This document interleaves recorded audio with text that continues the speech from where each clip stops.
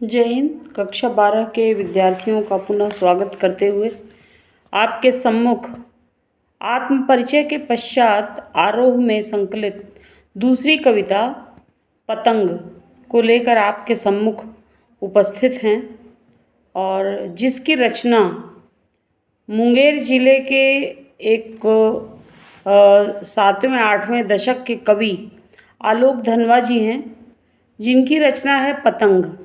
पतंग के माध्यम से उन्होंने बाल सुलभ चेष्टाओं को बहुत बारीकी से, बहुत ही सूक्ष्मदर्शी होकर उन्होंने प्रस्तुत किया है और ऋतु परिवर्तन का बड़ा ही सुंदर भाव अपनी कविता में लेकर उपस्थित हुए हैं। लेकिन इनकी कविता के पूर्व कुछ पंक्तियां आपके सामने पेश करना चाहूँगी। माली उपवन का खोल द्वार, वन उपवन शीत ऋतु लहराया, तरु तरु सुरभि हास रंग जागा, लता लता पागलपन छाया, माली उपवन का खोल द्वार।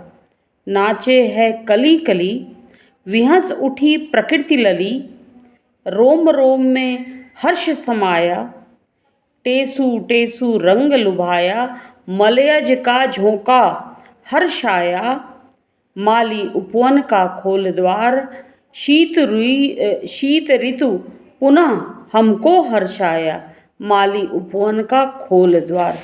इन्हीं पंक्तियों के साथ प्यारे बच्चों आपके सामने पतंग कविता की व्याख्या को लेकर हम प्रस्तुत हो रहे हैं, जो इस प्रकार है। कहने का अर्थ है कि पतंग जो आकाश, पतंग के दो अर्थ होते हैं। एक पतंग हम जो खिलौने के रूप में देखते हैं, जो कि बालक गण वो पतंग आकाश में उड़ाते हैं। पतंग सूर्य का भी कहीं न कहीं पर्यायवाची माना जाता है। पतंग एक कीड़े का भी पर्यायवाची माना जाता है, पतंगा जिसको कहते हैं। तो इसमें वर्षा ऋतु के पश्चात शीत ऋतु का जो पुनर्आगमन होता है, उसका बड़ा ही सुंदर प्रदर्शन किया गया है, जो कुछ इस प्रकार है। सबसे तेज बौछारें गईं, भादों गया सवेरा हुआ। यानी वर्षा ऋतु में सावन और भादों की मूसलाधार बारिश के पश्चात जब शीत ऋतु का आगमन होता है, तो उस शीत ऋतु में जो प्रातः काल का दृश्य होता है, जो कि बहुत ही मनोहारी होता है और चित्ताकर्षक होता है। क्यों? क्योंकि गर्मी की तीखी धूप समाप्त हो जाती है, सूर्य अपनी तीक्ष्णता को पूर्ण रूप से वो समाप्त कर देता है। जो सूर्य की जो किरणें हैं उसमें कुछ मृदुलता आ जाती है, कोमलता आ जाती है और वो मुलायम हो जाती है, जो कि और चारों तरफ आर्द्र और नम वातावरण होता है। यानी कि हल्की हल्की शीत वायु बहने लगती है। तो प्रातः काल की गुनगुनी धूप वाला सुबह का दृश्य बहुत ही अच्छा लगता है। तो कवि ने कहा कि सबसे तेज बौछारें गई, भादों गया सवेरा हुआ। प्रातः काल होने के पश्चात खरगोश की आँखों जैसा लाल सवेरा, वह जो सूर्य का प्राची दिशा में जो उदित होता है, सूर्य की जो अरुणाभ किरणें हैं, यानी कि लालिमा युक्त जो सूर्य है और उसकी लाल किरणें हैं, वह कैसी दिखाई दे रही हैं और सूर्य भी कैसा दिख रहा है। इसमें एक नया प्रयोग आलोक धनवा जी ने किया है, खरगोश की आँख जैसा। खरगोश की आँखें बिल्कुल हल्की लाल रंग की होती हैं, तो कुछ उसी प्रकार का दृश्य देखने को मिल रहा है। सूर्य जो है वह लालिमा युक्त किरणों के साथ प्राची दिशा में उदित हो गया। शरद आया, शरद ऋतु का यानी शीत ऋतु का आगमन हो गया। पुलों को पार करते हुए अपनी नई चमकीली साइकिल तेज चलाते हुए अब कवि उन बच्चों की बातों को प्रस्तुत करना चाहता है कि शरद आया फूलों को पार करते हुए। इसके दो अर्थ हैं। इसका एक अर्थ ये है कि जब शरद ऋतु का आगमन होता है तो एक तरफ ग्रीष्म ऋतु का समापन और दूसरी तरफ वर्षा ऋतु का पूर्ण रूपेण समापन हो जाता है। तो वो दो पुलों को पार करके, यानी दो ऋतुओं का के पश्चात वो शरद ऋतु आता है। और इसी प्रकार ये जो बालक गण हैं वो नदी के पुल पर से जब अपनी एक चमकीली साइकिल को लेकर सीटी बजाते हुए दूसरी तरफ, नदी के दूसरी तरफ अपने अनेक दोस्तों को और अपने मित्रों को आमंत्रित करते हुए वह सीटी बजाते हुए आगे आता है। अपनी नई चमकीली साइकिल तेज चलाते हुए, इसके ये प्रतीकात्मक भाव भी है इसमें। एक तरफ सूर्य की जो चमकीली किरणें हैं, लालिमा युक्त किरणें हैं, वो सबको अपनी ओर आकर्षित करता है। तो दूसरी तरफ वो जो छोटे बच्चे हैं वो साइकिल, अपनी नई चमकीली साइकिल को चलाते हुए आगे बढ़ते हुए और घंटी बजाते हुए ज़ोर ज़ोर से अपने मित्रों को पुकारते हुए इशारा करके बुलाते हैं। किस लिए इशारा करके बुलाते हैं? कि अब खेल का बड़ा ही सुंदर अवसर प्राप्त हो रहा है। तुम सभी लोग एक साथ एक मैदान में या किसी छत पर एकत्रित हो जाओ। पतंग उड़ाने वाले बच्चों के झुंड को चमकीले इशारों से बुलाते हुए और आकाश को इतना मुलायम बनाते हुए, झुंड के झुंड अपने मित्रों को बुलाकर वो कवि कहना चाहता है कि एक बच्चा जो है अपने मित्रों को बुलाता है, उसके हृदय में इतना उत्साह और उल्लास का भाव भरा हुआ है कि वो अब सभी बच्चे मिलकर पतंगबाजी करेंगे, पतंग को उड़ाएंगे। क्योंकि गुनगुनी धूप में ही, शरद ऋतु में ही जो आकाश का जो रंग होता है वह अपने आप में बहुत ही खूबसूरत लगने लगता है। क्योंकि बच्चे रंग बिरंगे पतंगों को उड़ाने लगते हैं। और पतंगी जो कागज होती है वो बहुत ही मुलायम होती है, बहुत ही पारदर्शी होती है। उसी मुलायमियत के साथ, उसी मृदुलता के साथ यह सूर्य की किरण भी उदित होती है। तो दोनों भावों का सामंजस्य आलोक धनवा जी ने इसमें किया है। आकाश को इतना मुलायम बनाते हुए, आकाश का रंग बिरंगा करते हुए, आकाश के दृश्य को अरुणाभ करते हुए, अति सुंदर करते हुए और उसे मुलायम बनाने का अर्थ ये है कि बच्चों का भाव जो है वो बहुत ही कोमल और मृदुल। तो जब पतंगों को वो उड़ाते हैं, पतंगी कागज भी मृदुल, कोमल और बच्चों की मनोभावना भी कोमल और मृदुल होती है। इसी उद्देश्य की पूर्ति के लिए आलोक धनवा जी ने एक नया प्रयोग करते हुए कहा कि आकाश को मुलायम बनाते हुए, बच्चों के भावों और पतंगों से मिलकर आकाश भी अत्यंत मृदुल, कोमल और मुलायम हो जाते हैं कि पतंग ऊपर उठ सके। और बहुत तीव्र गति से पतंग की डोरों को अपनी ओर खींचते हैं और आकाश में उतनी ही तीव्र गति से उनकी पतंगें ऊपर की ओर उठने लगती हैं।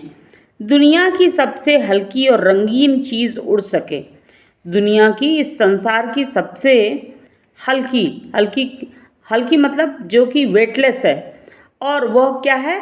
पतंग वाला कागज, पतंग, स्वयं पतंग, और वो रंग बिरंगी होती हैं।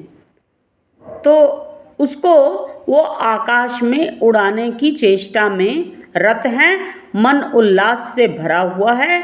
अब पतंगों की डोर को थामे हुए एक दूसरे से खूब सीटी बजाते हुए, चिल्लाते हुए और ऐसा लगता है कि चारों तरफ का वातावरण हर्षोल्लास से परिपूरित हो गया है। दुनिया का सबसे पतला कागज़ उड़ सके, बांस की सबसे पतली कमानी उड़ सके, और वो अपनी हाथों में उसकी पतंग की डोर को थामे हुए आकाश में कहीं भी कोई बादल नहीं है, सूर्य की गुनगुनी धूप है, और बांस की कमानी, बांस के पतले पतले जो उनकी तीली है, उन तीलियों को चिपका कर पतंग बनाए जाते हैं और उनको अपनी ओर खींचा जाता है, तभी वो आकाश की ओर पतंग उड़ जाते हैं।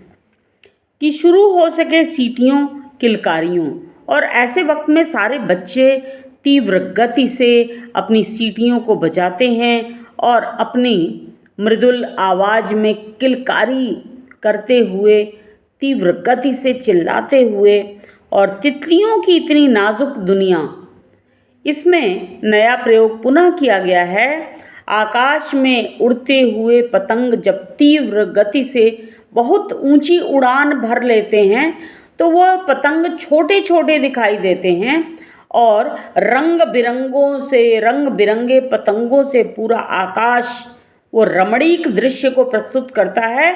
ऐसा प्रतीत होता है कि माली के उपवन में छोटी छोटी तितलियां वो चारों तरफ अपनी प्रसन्नता को अभिव्यक्त कर रही हैं। यानी तितली तितली तुम कहाँ चली, तुम नंदन वन की रानी सी, ठीक है।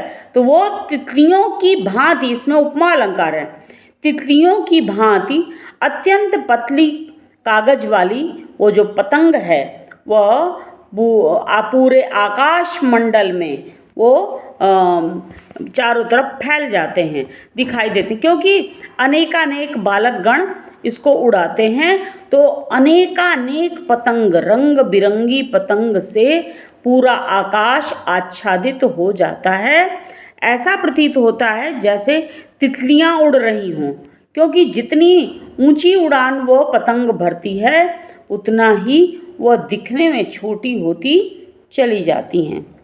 और इसके पश्चात अगली पंक्ति में कविश्रेष्ठ ने कहना चाहा है कि बच्चों की जो वत्सलता है, प्रेम का भाव है, और जो उनके हृदय की कोमलता है, इसको प्रकाशित करते हुए आलोक धनवा जी अगले पद्यांश में कहते हैं, जन्म से ही वे अपने साथ लाते हैं कपास। कपास किसे कहते हैं? कपास हम उसे कहते हैं जिससे कि सूती जो सूत निकाला जाता है और उससे सूती कपड़े बनते हैं। वो क्या होता है, वो एक प्रकार का पेड़ होता है, बहुत बड़ा नहीं होता, लेकिन वो छोटा ही होता है, लेकिन उसमें रुई निकलती है। जब वो उसकी कली खिल जाती है तो उसमें रुई निकलती है, और वो रुई बहुत ही मुलायम होती है। तो जन्म से ही वे अपने साथ लाते हैं कपास। बच्चे अपने जन्म काल से ही अब निश्चल होते हैं, सरल होते हैं, कपास की तरह उनका हृदय एकदम साफ होता है, निस्वार्थ होता है, प्रेम के भाव से आपूरित होता है। तो कपास की भांति उनका व्यक्तित्व होता है, शारीरिक और उनका मानसिक, उनका आंतरिक व्यक्तित्व कपास की भांति अत्यंत कोमल होता है। इसमें भी आप उपमा अलंकार देख सकते हैं। फिर आगे कवि का यह मानना है कि पृथ्वी घूमती हुई आती है उनके बेचैन पैरों के पास। जब वो पतंग को उड़ाते हैं, उड़ाने के पश्चात उनके मन में यह चेष्टा होती है कि वो पतंग को काट सकें और उसको लूट सकें, तो वो बेतहाशा वो भागते हुए नज़र आते हैं। छतों पर जाइए तो चारों तरफ धमधम करते हुए वो चारों तरफ वो दौड़ते हुए नज़र आते हैं। ऐसा लगता है कि पूरी धरती का, पूरी पृथ्वी का, वो पूरे भूमंडल का वो बड़ी बेचैनी के भाव से भ्रमण कर रहे हों। तो जब वे दौड़ते हैं बेसुध, छतों को भी नरम बनाते हुए। कवि का यह कहना है कि जब वो पतंगों के साथ खुद भी उड़ान भर रहे होते हैं, उनकी दृष्टि आकाश की तरफ होती है और उन्हें पकड़ने के लिए आकाशगामी पथिक की भांति उन पतंगों को पकड़ने के लिए वो बेतहाशा दौड़ते हैं। तो छतों पर दौड़ते हुए ऐसा लगता है कि उन्होंने छतों की दृढ़ता को भी उन्होंने मुलायम और नरम बना लिया है। इस प्रकार यहीं पर हम अपनी कविता की व्याख्या समाप्त करते हैं। अगले वीडियो में इसका बाकी स्टैंजा प्रस्तुत करूँगी। धन्यवाद।